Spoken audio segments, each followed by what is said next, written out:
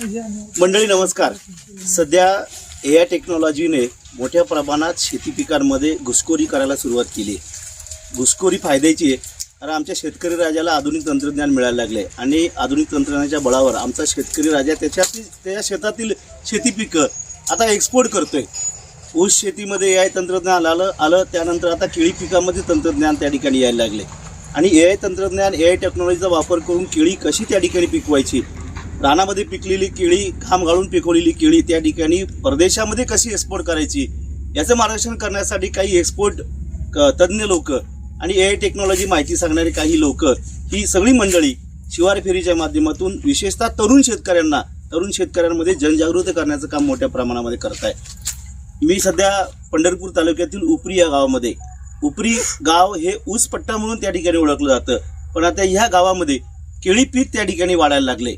शेतकरी चळवळीमधले नेते निवास नागणे, त्यांचे मित्र ऋषिकेश नागणे, आकाश नागणे, सुधाकर जाधव वगैरे ही सगळी तरुण मंडळी एकत्र आली, छगन नागणे ही सगळी तरुण मंडळी एकत्र आली आणि या तरुणांनी ऊस पट्ट्यामध्ये केळी फुलवायला सुरुवात केली. पुढचं पाऊल या तरुणांनी आता टाकलंय की केळी पिकामध्ये AI टेक्नॉलॉजीचा वापर कसा करायचा, काय आणि ते कसं परवडणार आहे. AI म्हटलं का आणि टेक्नॉलॉजी म्हटलं का शेतकरी आमचा बोळाबाबळा असतो, तो घाबरतो. बांधामधला शेतकरी किंवा काळ्या मातीमध्ये राबणारा शेतकरी हा फारसा हुशार नसतो, पण आता ही शेतकरीची मुलं शिक्षित मुलं आहे, त्यामुळे ह्या मुलांना मार्गदर्शन करण्याचं काम काही शेतीतज्ञ मंडळी आणि काही AI टेक्नॉलॉजी चालवणारे काही तंत्रज्ञ त्या ठिकाणी करताय. हे तंत्रज्ञ सगळी मंडळी त्या ठिकाणी आज यांनी शिवार फेरी घेतली आणि शिवार फेरीच्या माध्यमातून केळी पिकामध्ये AI टेक्नॉलॉजी कशी असते, कशी राबवली जाते याची माहिती त्या ठिकाणी सांगितली. त्यांच्याकडनंच आपण त्या ठिकाणी जाणून घेणार आहोत. खरंच काळ्या मातीमध्ये राबणाऱ्या शेतकऱ्याला, घाम गाळणाऱ्या केळी उत्पादक शेतकऱ्याला सध्या दर कमी जास्त होत आहे. केळीचे दर कधी कधी 2 रुपयाला बी येत आहे आणि कधी कधी केळीचे दर 20 रुपयाच्या पुढेही त्या ठिकाणी जात आहे. अशा अवस्थेमध्ये आमच्या असणाऱ्या शेतकरी बांधवाला AI टेक्नॉलॉजी केळी पिकामधली परवडणार आहे का, ही सगळी माहिती जे टेक्नॉलॉजी वापरत आहे, जे केळी पिकामधले एक्सपर्ट आहे आणि जे तंत्रज्ञान शेतकऱ्यांच्या बांधावर पोहोचवत आहे, अशा मंडळींकडून आपण जाणून घेत आहोत. तात्या नमस्कार. नमस्कार सर. आपली ओळख सांगा. मी किरण डोके, कंदक केळी एक्सपोर्ट. पूर्ण केळी लागवडीपासून निर्यातीपर्यंत मी शेतकरीचं निर्यातदार अशी माझी ओळख आहे.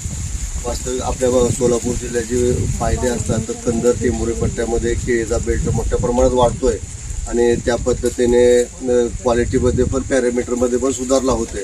आता अरब देशामध्ये पूर्ण एक्सपोर्ट करतोय, पण आपल्याला अरब देशाबरोबर आपल्या भागामध्ये एवढ्या मोठ्या प्रमाणात जवळजवळ 30 ते 35 हजार हेक्टर केळीचं क्षेत्र वाढलंय. प्रत्येक वर्षी साधारण आता आपण 35 ते 40 हजार कंटेनर प्रत्येक वर्षी पाठवतोय.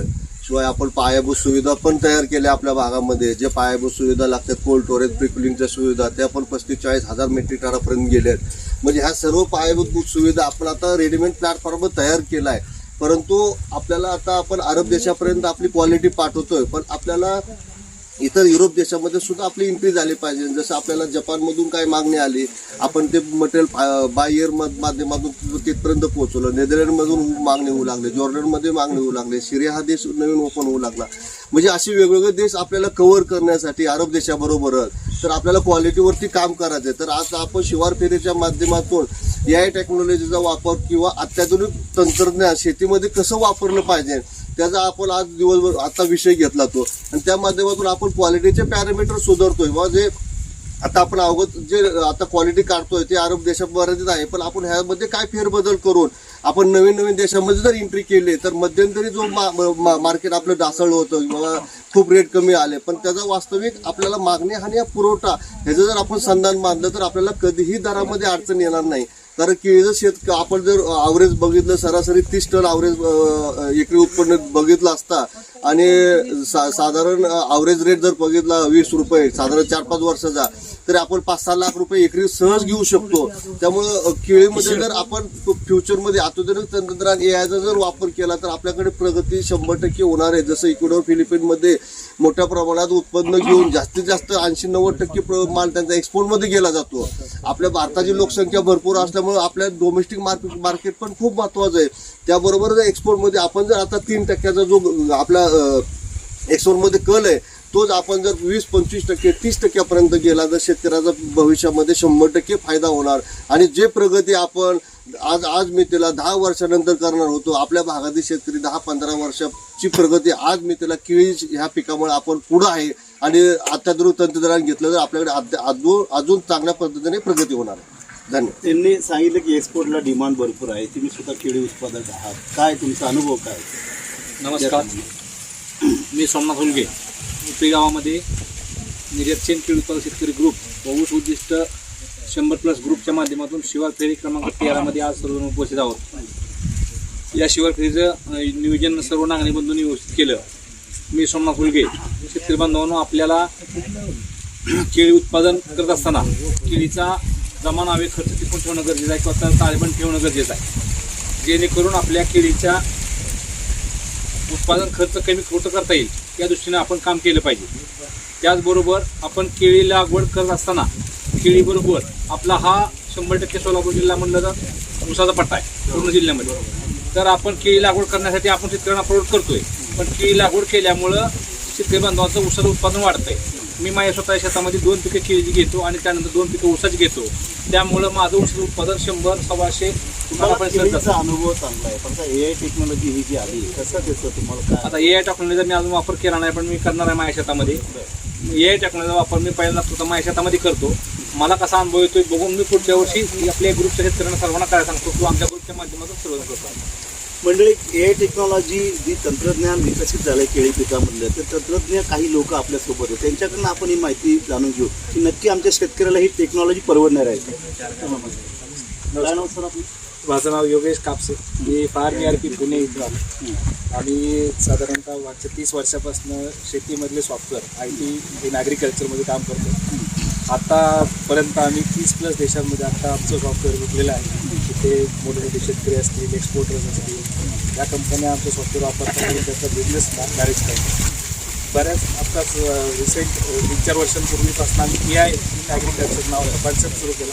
त्याच्यात आम्ही वेगवेगळ्या पिकांमध्ये AIचं तंत्रज्ञान डेव्हलप करत गेलो. आत्ता आम्ही बनानामध्ये AIचं तंत्रज्ञान डेव्हलप केलं, ज्यामध्ये आत्ता जर प्रॉब्लेम बघितला केळीमधला तर साधारणतः जसं सरांनी सांगितलं की भारत हा उत्पादनामध्ये 1 नंबरचा देश आहे जगात, पण निर्यातीमध्ये 9 नंबरचा देश आहे. म्हणजे आपल्याकडे संधी की आपली निर्यात आपण वाढवू शकतो.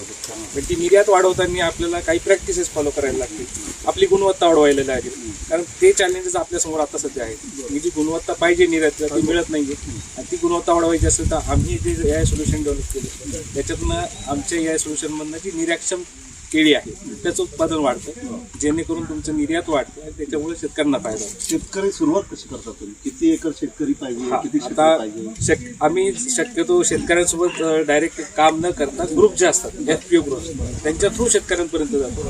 हे सोल्युशन शेतकऱ्यांसाठीच आहे, कारण ते त्यांच्या प्लॉटसाठी आहे. तर शेतकऱ्यांपर्यंत जाण्यासाठी आम्ही ग्रुपच्या माध्यमातून शेतकऱ्यांपर्यंत पोहोचतो. किमान 100 शेतकरी आणि 100 एकर. त्याच्यानंतर आम्ही त्यांचे प्लॉट ऑनबोर्ड करून घेतो की त्यांच्या प्लॉटचं जिओ टॅगिंग केलं, जिओ फेन्सिंग केलं.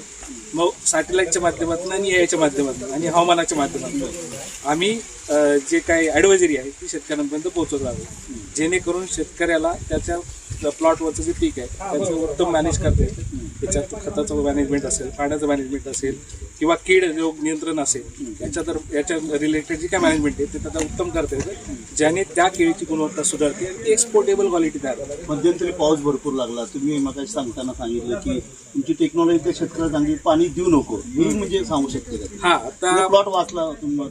नक्कीच. आम्ही जे आता प्रोजेक्ट सुरू केले आहे नारायणगाव एरियामध्ये, त्या एरियामध्ये आम्ही जो प्रोजेक्ट सुरू केला त्यामध्ये मागे मध्यंतर जो पाऊस आला, अवकाळी पाऊस, त्यासंबंधी आम्ही काही सूचना शेतकऱ्यांना पोहोचवल्या. आता याच्यातली एक चांगली बाब अशी की आम्ही शेतकऱ्यांना व्हॉट्सअप थ्रू ही सुविधा देतो. व्हॉट्सअपला त्याला ते मिळतं आणि त्याला ती ॲडवायझरी मिळाल्यामुळे त्याने पाण्याचं इरिगेशन केलंच नाही, मॅनेजमेंट केलंच नाही, कारण त्याला कळालं की पुढचे 4 दिवस पाण्याची शक्यता आहे. बरोबर. त्याच्यामुळे त्याच्या प्लॉटवरती ओव्हर इरिगेशन झालं नाही, त्याच्यामुळे तो प्लॉट वाचला. बऱ्याच शेतकऱ्यांना आम्ही एक ॲडवायझरी दिली की बाबा पुढच्या आठवड्याभरामध्ये वारं येऊ शकतं जोराचं, तुमचं बंचचे जे बंच तुम्ही टॅगिंग करून ठेवा, बंचला रिबनिंग करून ठेवा, ते बंचला दोऱ्या बांधा. हा, दोघा सांगितलं. जर त्यांनी ते बांधले असतील तर त्यांचे ते बंचेस वाचले, ज्यांनी नाही बांधले त्यांचे बंचेस पडले, त्यामुळे त्यांचं नुकसान झालं. सोल्युशनचा वापर कधी सुरू होतो? रोप लावण्यापासून? हा, हे सोल्युशनचा वापर तर रोप लावण्याच्या पूर्वीपासून सुरू होतो. तर आमच्या सिस्टीममधलं कुठलं रोप घ्यायचं कुठल्या क्वालिटीचं रोप घ्यायचं, कुठली व्हरायटी घ्यायची, तुमच्या रिजननुसार, तुमच्या सॉईलच्या क्वालिटीनुसार, तुमचं जे प्लॉट आहे त्याच्यामध्ये कुठलं रोप आलं पाहिजे, कुठली व्हरायटी आली पाहिजे, ते किती लावलं पाहिजे, कसं लावलं पाहिजे, इथपासून ॲडवायझर सुरू होते तर ते कुठं विकलं पाहिजे पर्यंत ॲडवायझर जाते.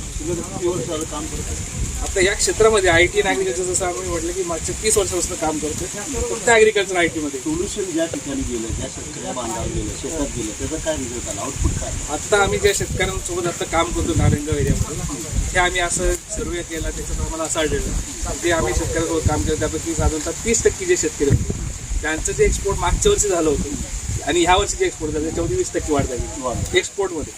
त्यांनी मागचं जे एक्सपोर्ट केलं होतं त्यापेक्षा जास्त एक्सपोर्ट त्यांनी यावर्षी केलं 20%. हां, म्हणजे याचा अर्थ काय की या सोल्युशनमुळे त्यांची जी क्वालिटी, गुणवत्ता, एक्सपोर्ट करण्याची गुणवत्ता ती वाढली त्या पिकामध्ये. त्याला कळले, डोके कळले, त्याच्यामुळे ती गुणवत्ता वाढली. फायदाही झाला. येस. तुमचं काय नाव सर? माझं नाव प्रतीक वावदळ आहे. बरं, तुम्ही सिनियर काय ॲग्रोनॉमिस्ट म्हणून मी फार्म यार्डसोबत काम करतोय. माझं सध्याचं काम असं असतं की जेही AI बेस्ड जे काही प्रोडक्ट कंपनी बनवते त्याच्यामध्ये त्याची जे लॉजिक्स आहेत ते सगळे मी बनवतो. माझी स्वतःची टीमही आहे.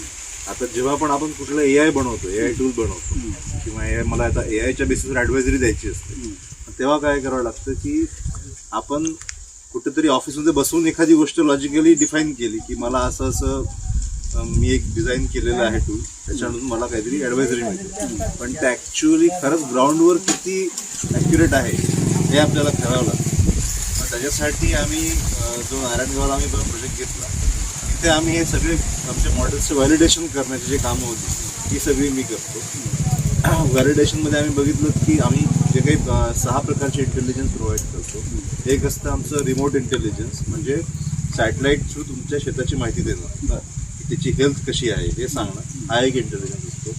दुसरं असतं तुमच्या ग्रोथ स्टेजेस ज्या आहेत, म्हणजे ज्या वाढीच्या पिकाच्या अवस्था आहेत त्या कधी कधीपासून चालू होणार आहेत.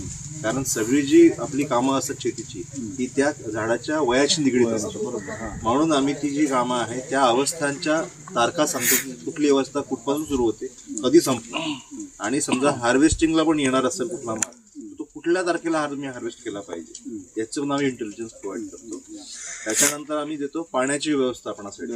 आता पाण्याचं व्यवस्थापन जे दिलं जातं ते तुमच्या हवामानाच्या आधारित आणि सॉइलचं जे मॉइश्चर आहे तुमचं त्याच्या आधारित दिलं जातं की किती पाणी तुम्ही दिलं पाहिजे, किती तास तुमची मोटर चालली पाहिजे, असे आम्ही व्हॉट्सअपला अलर्ट्स दिले जातात. त्याच्यानंतर आम्ही सांगतो की तुमचं यील्ड जे आहे, तुमचं उत्पादन किती येणार आहे. आता हे जे उत्पादन येणार आहे याच्यावर कुठल्या कुठल्या गोष्टींचा इम्पॅक्ट येतो, तुमचं न्यूट्रिएंट मॅनेजमेंट, तुमचं पाण्याचं व्यवस्थापन, त्याच्यानंतर तुमचं हवामान कसं आहे, मातीची सुपीकता कशी आहे, या सगळ्या गोष्टी तुमच्या उत्पादनावर परिणाम करतात. या सगळ्या गोष्टींचा डेटा AI घेतं आणि त्याच्यामधून तुम्हाला ते प्रिडिक्शन काढून देते की आत्ताची तुमची जी हेल्थ आहे तुमच्या प्लॉटची त्याच्यानुसार किती तुमचं उत्पादन येणार. जर कमी येणार आहे तर तुम्हाला त्याच्यावर सूचनाही मिळतात की आता या कारणांमुळे न्यूट्रिशन कमी झालेलं आहे, याच्यामुळे होत आहे, तुम्ही कुठलं इंटरव्हेन्शन केलं पाहिजे जेणेकरून तुमचं उत्पादन वाढू शकतं आणि तुमची क्वालिटी सुद्धा सुधारू शकते. या सगळं जे लॉजिकल गोष्टी आहेत याच्यामध्ये मी ॲज अ ॲग्रिकल्चर एक्सपर्ट म्हणून शिवराईमध्ये काम करतो. सरांनी आता एवढं सुरुवात सांगितलं, मग आता शेतकरीचा भोळा बाबडा असतो, लगेच तो विश्वास ठेवतो आणि म्हणजे कसं नेमकं याच्यासाठीच आम्ही जसं म्हटलं की याच्यासाठीच आम्ही ग्रुपच्या माध्यमातून जातो जेणेकरून काय खर्च किती होतो मग आता समजा कसं आहे? हा, याचा खर्च हा ग्रुपमध्ये डिवाइड होतो. त्याला आम्ही जर साधारणतः प्रति एकरी, प्रति इयर, प्रति वर्ष, प्रति एकरी खर्च एक दिला जातो त्याच्यासाठी. त्या खर्चाच्या माध्यमातून जो एक अत्यंत म्हणजे एकदमच कमी आहे, असं काही नाही की केळी शेतकऱ्यासाठी तो खूप जास्त आहे, अत्यंत मिनिमम खर्च आहे की जो पर एकर पर इयर त्याला पे करायला लागतो. पण तो त्याने ग्रुपच्या माध्यमातून आम्हाला द्यायचा असतो. आम्ही डायरेक्टली शेतकऱ्यांना जात नाही, आम्ही ग्रुपला चार्ज करतो. बरोबर, तुम्ही एकदा सोल्युशन दिलं मग पुढे किती वर्ष शेतकऱ्याशी कनेक्ट राहतो? आमचं जे काम आहे आता जसं आम्ही नाही मागच्या 30 वर्षापासून आम्ही काम करतो. आमचं काम असं आहे की आम्ही कंटिन्यू शेतकऱ्याला सपोर्ट करायला. का तर बऱ्याचदा कंपन्या येतात, तेच आमचा जो प्लस पॉईंट आहे की आम्ही स्टार्टअप नाही. जसं आम्ही स्टार्टअप नाही, आम्ही कंपनी आहोत प्रॉपर. 30 वर्षापासून याच्यात काम करतोय आणि साधारणतः सुरुवात आमची सुरू झाली होती ती द्राक्ष बागायतदारांसोबत झाली होती. त्याच्यानंतर आम्ही बाहेर गेलो, बाहेरच्या लोकांसोबत काम केलं, 30 देशांमध्ये काम केलं. तिथला जो अनुभव आहे तो घेऊन आम्ही इथं आलो आणि त्याच्यानुसार हे डेव्हलप केले. त्यामुळे आमच्याकडे तो अनुभवागाठीशी आमच्या प्लस आमची एवढ्या दिवसाची जी केलेली कामं आहेत ती आमच्या मागे आहेत आणि त्याच्यानुसार आम्ही शेतकऱ्यांना मदत करतो. AI टेक्नॉलॉजीचा आता केळीमध्ये वापर व्हायला लागला आहे. तसं एक तरुण शेतकरी म्हणून काय वाटतं? आता सध्या बघतोय आपण सर की नवीन नवीन टेक्नॉलॉजीचा वापर करून शेतकऱ्याची जी मेहनत आहे किंवा जो काय लेबर मजुरावरचा जो खर्च होतोय किंवा लेबर मजुरांची जी काही समस्या शेतीमध्ये आपल्याला निर्माण होते त्याच्यावरती कुठेतरी मार्ग काढत नवीन नवीन आपल्या शेतीमध्ये आपण आत्मसात करणं, नवीन नवीन टेक्नॉलॉजीचा वापर करून आपल्या उत्पन्नामध्ये वाढ करणं. आणि आता मगाशी किरण डोके सरांनी सांगितल्याप्रमाणे ज्या पद्धतीची केळीची गरज आहे आपल्याला, युरोप कंट्रीमध्ये ज्या प्रतीची केळी आपल्याला लागते त्या प्रतीच्या केळीला मगाशी किरण डोके सरांनी सांगितलं की आपल्याला 40 रुपयेपर्यंत दर द्यायला शेतकऱ्याला शक्य आहे. बरोबर. पण त्या प्रतीची क्वालिटीची त्या क्वालिटीची केळी आपण आपल्या शेतामध्ये तयार करू शकत नाही. ते जर करायचं असेल तर त्या प्रतीची केळी आपल्याला शेतामध्ये तयार करायची असेल तर त्या पद्धतीचं आपल्याला नियोजन करावं लागेल. चांगल्या टेक्नॉलॉजीचा वापर, नवीन येणाऱ्या टेक्नॉलॉजीचा वापर आपल्याला करावा लागेल तरच आपल्याला हे शक्य होणार. तर शेतकरी बांधवांना आपण पाहिलं नवीन टेक्नॉलॉजीचा वापर करताना AIचं जर मदत घेतली आणि AIची मदत घेऊन जर तुम्ही जर शेतामध्ये उतरला आणि काळ्या मातीमध्ये तर घाम गाळला, नक्कीच ही काळी आई तुम्हाला त्या ठिकाणी चांगलं उत्पन्न मिळवून देऊ शकते. हे अनेक अनुभवी शेतकरी त्या ठिकाणी आहेत, AI टेक्नॉलॉजी तंत्रज्ञ या ठिकाणी आहेत. त्यांनी या ठिकाणी सध्या सोल्युशन त्यांचं असल्यामुळे 100 शेतकऱ्यांचं त्यांनी उद्देश दिले. पण भविष्यात कमी पण होऊ शकतं, कमी पण तुम्ही करू शकता. समजा कमीत कमी ग्रुपमध्ये पण आम्ही करू शकतो. हां, त्यांनी या ठिकाणी सांगितले कमीत कमी ग्रुपमध्ये पण AI टेक्नॉलॉजी त्या ठिकाणी त्यांचा उद्देश एकच आहे, कंपनीचा उद्देश एकच आहे. आणि जे एक्सपोर्टर आहेत आणि जे अनुभवी शेतकरी त्यांचा एकच उद्देश आहे की काळ्या मातीमध्ये राबणारा शेतकरी आणि विशेषतः सध्याची तरुण पिढी ती त्या ठिकाणी शेतीमध्ये उतरल्यानंतर त्यांना नैराश्य नको यायला पाहिजे. कारण तरुणांना जर शेतीमध्ये उतरल्यानंतर चांगलं उत्पादन मिळालं नाही तर आमचा तरुण नैराश्यामध्ये जातो आणि चुकीचं पाऊल आमचा तरुण उचलतो. आणि चुकीचं पाऊल उचलणारा तरुण अगोदर त्या ठिकाणी शेतीबद्दल अनेक त्या ठिकाणी अफवा गैरसमज पसरवतो. त्यामुळे शेती नको म्हणण्याची वेळ त्या ठिकाणी येते. पण या सगळ्या गोष्टीला अपवाद आता AI टेक्नॉलॉजी यायला लागली आणि AI टेक्नॉलॉजी शेतकऱ्यांच्या बांधावर पोहोचवण्याचं काम अशी काही अनुभवी मंडळी त्या ठिकाणी करतायत. त्यामुळेच आजचा आमचा तरुण शेती माझी ही लाख मोलाची असा अभिमानाने त्या ठिकाणी म्हणू शकतो.